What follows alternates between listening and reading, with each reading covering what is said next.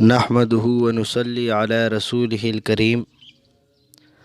جس شخص پر قربانی واجب ہے یا جو لوگ قربانی دینا چاہتے ہیں ان کے لیے مستحب یہ ہے کہ جب ماہ ذوالحج شروع ہو جائے، چاند دیکھا جائے ذوالحج کا، تو اسے چاہیے کہ وہ بال اور ناخن نہ کاٹے۔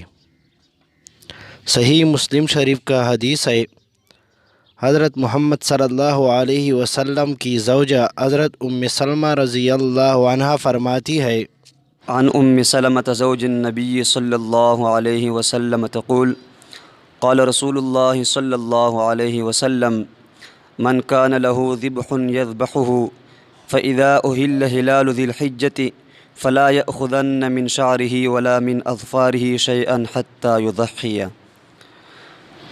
سلمہ رضی اللہ تعالی عنہ سے روایت ہے کہ رسول اللہ صلی اللہ علیہ وسلم نے فرمایا، جس شخص کے پاس ذبح کرنے کے لیے کوئی ذبیحہ ہو تو جب ذوالحجہ کا چاند نظر آ جائے وہ ہرگز اپنے بال اور ناخن نہ کاٹے یہاں تک کہ قربانی کر لے، پھر بال اور ناخن کاٹے۔ یہاں ایک ضروری بات سمجھ لے، یہ اس شخص کے لیے ہے جو قربانی کا ارادہ رکھتا ہے۔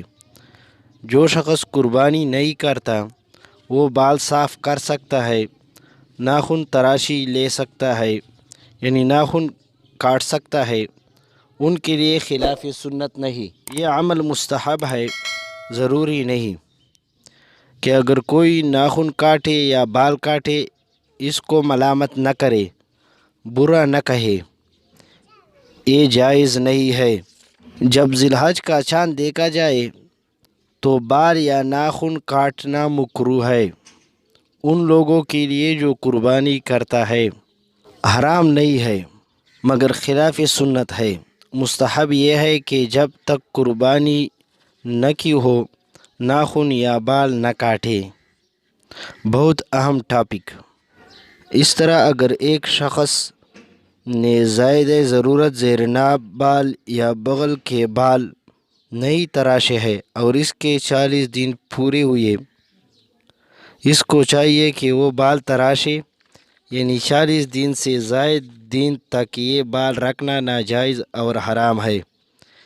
یہ مستحب تھا اور وہ حرام تھا، اس لیے وہ بال کاٹ سکتا ہے۔ ان باتوں کا بہت خیال رکھا جائے۔